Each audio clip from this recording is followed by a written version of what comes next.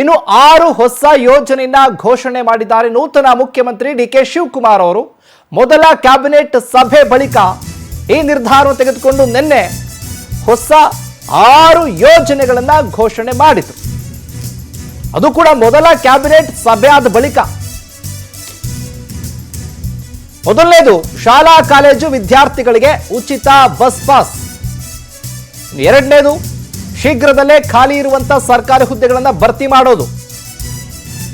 ಇನ್ನು ಮೂರನೇದು ಖಾಸಗಿ ಕಂಪನಿಗಳಲ್ಲಿ ಕನ್ನಡಿಗರಿಗೆ ಮೊದಲ ಆದ್ಯತೆ ಅನ್ನುವಂತ ಘೋಷಣೆ. ನಾಲ್ಕನೇದು 10,000 ಭಾರತ್ ಜೋಡೋ ಯುವ ಸಂಘಗಳನ್ನ ಸ್ಥಾಪನೆ ಮಾಡೋದು. ಐದನೇದು ಐಟಿ ಸಿಟಿಯಲ್ಲಿ 3 ಅಂತಸ್ತಿನ ಕಟ್ಟಡಗಳಿಗೆ ಓಸಿ ವಿನಾಯಿತಿಯನ್ನ ಕೊಟ್ಟಿರೋದು.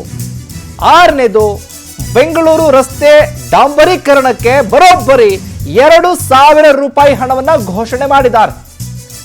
ಮೇಜರ್ ಸರ್ಜರಿ ಏನಪ್ಪಾ ಅಂತಂದ್ರೆ ಸಿಲಿಕಾನ್ ಸಿಟಿಯ ರಸ್ತೆಗಳೆಲ್ಲ ಕೂಡ ಹಾಳಾಗೋಗಿದೆ, ಗುಂಡಿ ಬಿದ್ದೋಗಿದೆ, ಟ್ಯಾಪೆ ಹಾಕುವಂತ ಕೆಲಸ ಪದೇ ಪದೇ ಆಗ್ತಾ ಇತ್ತಲ್ಲ. ಯಾವಾಗ ಅಧಿಕಾರವನ್ನು ಸ್ವೀಕಾರ ಮಾಡಿದ್ರೋ ಇದಕ್ಕೂ ಕೂಡ ಘೋಷಣೆ ಮಾಡಿಬಿಟ್ಟಿದ್ದಾರೆ 2,000 ಕೋಟಿ ರೂಪಾಯಿ. ಹುಡುಗರುಗಳೆಲ್ಲ ಅವರ ಬಸ್ ಪಾಸ್ ಬಗ್ಗೆ ಮಾತಾಡ್ತಾ ಇದ್ರು. ಬರೀ ಹೆಣ್ಮಕ್ಳು ಮಾತ್ರ ಫ್ರೀ ಓಡಾಡಕ್ ಬಿಟ್ಬಿಟ್ಟಿದ್ದೀರ, ನಾವೆಲ್ಲ ಏನಾಗಬೇಕು ಅಂತೇಳಿ ಅವರೆಲ್ಲ ಗಲಾಟೆ ಮಾಡ್ತಾ ಇದ್ರು. ಅದಕ್ಕೆ ಇವತ್ತು ನಾವು ಅದಕ್ಕೊಂದು ಹೊಸ ಹೆಸರನ್ನ ಕೊಟ್ಟಿದ್ದೇನೆ. ಬಟ್ ಅದನ್ನು ಹೇಳ್ತೀನಿ, ನಾನು ಹೊಸ ಹೆಸರೇನೋ ಅನ್ನೋದು ನಿಮಗೆ ಅದು ಇನಾಗ್ರೇಟ್ ಮಾಡೋ ದಿನ ನಾನು ಹೇಳ್ತೀನಿ. ಸೊ ಇವತ್ತು ಎಲ್ಲ ವಿದ್ಯಾರ್ಥಿಗಳು ಯಾರೇ ಆಗಲಿ ವಿದ್ಯಾರ್ಥಿಗಳು, ಸೊ ಕಾಲೇಜವರೆಗೂ ಕೂಡ ಯಾರ್ಯಾರು ವಿದ್ಯಾರ್ಥಿ, ಕಾಲೇಜ್ ಇರ್ಬೋದು, PG ಇರ್ಬೋದು, PUC ಇರ್ಬೋದು, SLC ಇರ್ಬೋದು, ಎಲ್ಲ ಪಾಸ್ಗಳನ್ನ ಏನು ನಾವು ಕೊಡ್ತಾ ಇದ್ದೇವೆ ಅದಕ್ಕೆ ಯಾರಿಗೂ ಕೂಡ ಚಾರ್ಜ್ ಮಾಡದೆ ಫ್ರೀಯಾಗಿ ವಿದ್ಯಾರ್ಥಿಗಳಿಗೆ ಫ್ರೀ ಬಸ್ ಪಾಸ್ ಅನ್ನ ಕೊಡ್ತೇವೆ. ಬಟ್ ಅವರು ಅರ್ಜಿಯನ್ನು ಸಲ್ಲಿಸಬೇಕು. ಯಾಕಂದ್ರೆ ಯಾರು ವಿದ್ಯಾರ್ಥಿಗಳನ್ನು ನಂಬಬೇಕಾಗ್ತದೆ. ಸೊ 56,000 ಉದ್ಯೋಗ ಕೊಡ್ತೀವಿ ಅಂತ ಅನೌನ್ಸ್ಮೆಂಟ್ ಮಾಡಿದ್ವಿ. ಕರಿಬೇಕಾಯ್ತು ನಾವು ಅರ್ಜಿ. ಕರೆಯೋಕ್ಕೆ ಕೆಲವು ಇಶ್ಯೂಸ್ ಮಧ್ಯೆ ಬಂತು. ಈಗ ಸೆಟ್ಲ್ ಆಗಿದೆ ಅದು. ಅದಕ್ಕೆ ಸದ್ಯದಲ್ಲೇ ಒಂದು ಕ್ಯಾಲೆಂಡರ್ ಕೂಡ ನಾವು ಯಾವತ್ತು ಕರಿತೀವಿ ಏನು ಅಂತೇಳಿ ಸದ್ಯದಲ್ಲೇ ಎಲ್ಲ ನೆಕ್ಸ್ಟ್ ಕ್ಯಾಬಿನೆಟ್ ಅಷ್ಟೊತ್ತಿಗೆ ಎಲ್ಲ ಡಿಪಾರ್ಟ್ಮೆಂಟ್ ಅವ್ರನ್ನೆಲ್ಲ ಕರೆದು ಪ್ರೋಸೆಸ್ ಯಾವ ರೀತಿ ಶುರು ಮಾಡ್ತೀರಾ, ಯಾವತ್ತು ನೀವು ನೋಟಿಫಿಕೇಶನ್ ಮಾಡ್ತೀರಾ ಅಂತೇಳಿ ಕ್ಯಾಲೆಂಡರ್ನ ನಿಮಗೆ ರಿಲೀಸ್ ಮಾಡ್ತೀನಿ. ನಮ್ಮ ಸರ್ಕಾರನೇ ಪ್ರೈವೇಟ್ ಅಲ್ಲಿ ಯಾರು ಇಲ್ಲಿ ಉದ್ಯೋಗವನ್ನ ಹುಡುಕ್ತಾ ಇದ್ದಾರೆ ನಮ್ಮ ಯುವಕರಿಗೆ ಅವ್ರಿಗೆ ಅನುಕೂಲ ಆಗಬೇಕು. ಸೊ ಅದಕ್ಕೆ ಹಿಂದೆ ಎಲ್ಲ ಗೌರ್ಮೆಂಟ್ ಅಲ್ಲಿ ಒಂದು ಎಂಪ್ಲಾಯ್ಮೆಂಟ್ ಎಕ್ಸ್ಚೇಂಜ್ ಅಂತ ಇತ್ತು. ಮುಂದಕ್ಕೆ ಪ್ರೈವೇಟ್ ಎಂಪ್ಲಾಯ್ಮೆಂಟ್ ಎಕ್ಸ್ಚೇಂಜ್. ಸೊ ಯಾರೇ ಪ್ರೈವೇಟ್ ಉದ್ಯೋಗವನ್ನ ಪಡ್ಕೊಳ್ಬೇಕು, ಅವರು ಆಕರ್ಷಣೆ ಮಾಡಬೇಕು ಉದ್ಯೋಗಸ್ಥರನ್ನ. ಪ್ರತಿ ಪಂಚಾಯತಿಗೂ ಒಂದೊಂದು ಯುವಕ ಸಂಘ. ಆ ಯುವಕ ಸಂಘದಲ್ಲಿ ಕನಿಷ್ಠ ಒಂದೊಂದು ಇದೇ ವಿಚಾರಕ್ಕೆ ಸಂಬಂಧಪಟ್ಟ ಹಾಗೆ ಹೆಚ್ಚಿನ ಅಪ್ಡೇಟ್ಸ್ ಅನ್ನ ಕೊಡ್ತಾರೆ. ನ್ಯೂಸ್ ರೂಮ್ ಇಂದ ಲೈವ್ ನಲ್ಲಿ ಜಾಯ್ನ್ ಆಗ್ತಾರೆ ನಮ್ಮ ಪ್ರತಿನಿಧಿ ಶಶಿಧರ್. ಮಾತನಾಡಿಸ್ತಾ ಹೋಗ್ತೀನಿ. ಶಶಿಧರ್, ನೋಡ್ತಾ ಇದ್ದೀವಿ ಈಗಾಗಲೇ ಕೂಡ DCM ಆಗಿದ್ದಂಥವರು CM ಆಗಿ ಪದಗ್ರಹಣ ಸ್ವೀಕಾರ ಮಾಡಿದ ನಂತರದಲ್ಲಿ ಮೊದಲನೇ ಬಾರಿಗೆ ವಿದ್ಯಾರ್ಥಿಗಳಿಗೆ ಗುಡ್ ನ್ಯೂಸ್ ಅನ್ನ ಕೊಟ್ಬಿಟ್ಟಿದ್ದಾರೆ. ಇದರ ಜೊತೆಗೆ ಹಲವು ಯೋಜನೆಗಳನ್ನ ಘೋಷಣೆ ಮಾಡಿದ್ದಾರೆ. ಈ ವಿಚಾರಕ್ಕೆ ಸಂಬಂಧಪಟ್ಟ ಹಾಗೆ ಅಪ್ಡೇಟ್ಸ್ ಕೊಡೋದಾದ್ರೆ ಶಶಿಧರ್. ಡಿ.ಕೆ. ಶಿವಕುಮಾರ್ ಅವರು ಸುಮಾರು 30-40 ವರ್ಷಗಳ ಮುಂದಾಲೋಚನೆಯನ್ನು ಇಟ್ಕೊಂಡು ಅಧಿಕಾರವನ್ನು ನಡೆಸೋದಕ್ಕೆ ಈಗ ಎಲ್ಲ ರೀತಿಯಲ್ಲೂ ಕೂಡ ತಯಾರಿಯನ್ನು ಮಾಡ್ಕೊಂಡಿದ್ದಾರೆ. ಅವರು ಏನು ನಿನ್ನೆ ಒಂದಷ್ಟು ಘೋಷಣೆಗಳನ್ನು ಮಾಡಿದ್ರು, ಆ ಘೋಷಣೆಗಳನ್ನು ಏಕಾಏಕಿ ಘೋಷಣೆ ಮಾಡಿರೋದಲ್ಲ.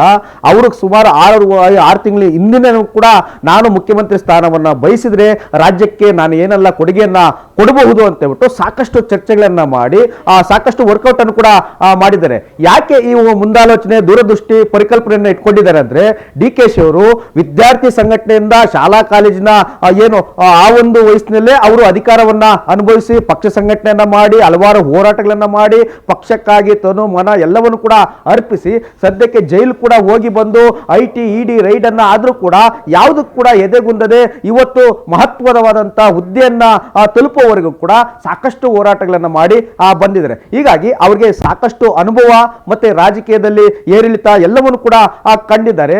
ಈ ಎಲ್ಲ ಅನುಭವವನ್ನು ಇಟ್ಟುಕೊಂಡು ಸಾಕಷ್ಟು ಮುಂದಾಲೋಚನೆ ಇಟ್ಕೊಂಡು ಒಂದಷ್ಟು ಘೋಷಣೆಯನ್ನ ಮಾಡಿದರೆ, ಪ್ರಮುಖವಾಗಿ ಏನೀಗ ಕಾಕ್ರೋಚ್ ಅನ್ನೋ ಪಾರ್ಟಿ ಏನು ಒಂದು ಹೋರಾಟವನ್ನ ಮಾಡ್ತಿದೆ, ನಿರುದ್ಯೋಗಿಗಳ ವಿರುದ್ಧ ಹೋರಾಟವನ್ನ ಮಾಡ್ತಿದೆ, ಆ ಒಂದು ನಿರುದ್ಯೋಗವನ್ನ ಹೋಗಲಾಡಿಸಬೇಕು ಅಂತ ಹೇಳ್ಬಿಟ್ಟು ಮುಂದಾಲೋಚನೆ ಇಟ್ಕೊಂಡು ಒಂದಷ್ಟು ಉದ್ಯೋಗ ಸೃಷ್ಟಿಯನ್ನ ಮಾಡೋದಕ್ಕೆ ITBT ಜೊತೆ ಏನು ಸಭೆಯನ್ನ ಮಾಡಿ ಏನು ಸಾಕಷ್ಟು ಜನ ನಿರುದ್ಯೋಗಿಗಳು ಎಲ್ಲರೂ ಕೂಡ ನಗರ ಪ್ರದೇಶಗಳಿಗೆ ಸಾಕಷ್ಟು ಜನ ವಿದ್ಯಾರ್ಥಿಗಳು ಇವತ್ತು ಆ ಉದ್ಯೋಗಕ್ಕಾಗಿ ಅರಿಸಿ ಬರ್ತಿದ್ರೆ, ಸಾಕಷ್ಟು ಜನರಿಗೆ ಕೆಲಸ ಸಿಗ್ತಲ್ಲ, ನಿರುದ್ಯೋಗಿಗಳಾಗಿದ್ದಾರೆ, ಅವರು ಕೂಡ ನಗರ ಪ್ರದೇಶಗಳಿಗೆ ಬರ್ತಿದ್ದಾರೆ. ಅಂಥವ್ರನ್ನ ಅಲ್ಲೇ ತೆರೆದು ಅಲ್ಲೇ ಉದ್ಯೋಗ ಸೃಷ್ಟಿಯನ್ನ ಮಾಡಿ ಅಲ್ಲೇ ಒಂದಷ್ಟು ಖಾಸಗಿ ಕಂಪನಿಗಳನ್ನ ಹುಟ್ಟಾಕುವುದು ಅವರ ಯೋಚನೆ ಒಂದು ಜಾರಿಯಾಗಿದೆ.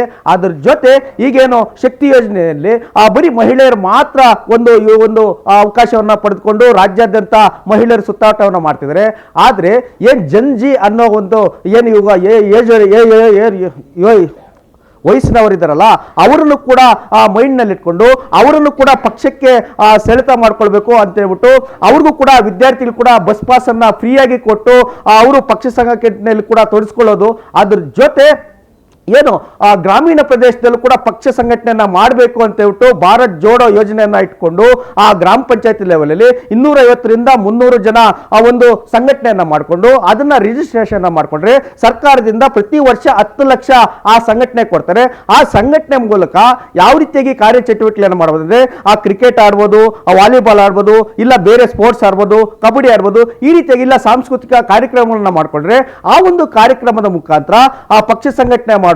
ಅದ್ರ ಜೊತೆ ಹೋರಾಟಗಳನ್ನು ಮಾಡಿಕೊಂಡು ರಾಜಕೀಯ ಮುಂದಾಲೋಚನೆ ಇಟ್ಕೊಂಡು ಪಕ್ಷ ಬೂತ್ ಮಟ್ಟದಿಂದಲೂ ಕೂಡ ಪಕ್ಷ ಸಂಘಟನೆಯನ್ನು ಮಾಡೋದಕ್ಕೆ DK ಶಿವಕುಮಾರ್ ಒಂದು ಒಳ್ಳೆ ವಿಷನ್ ಅನ್ನು ಕೂಡ ಇಟ್ಕೊಂಡಿದ್ದಾರೆ.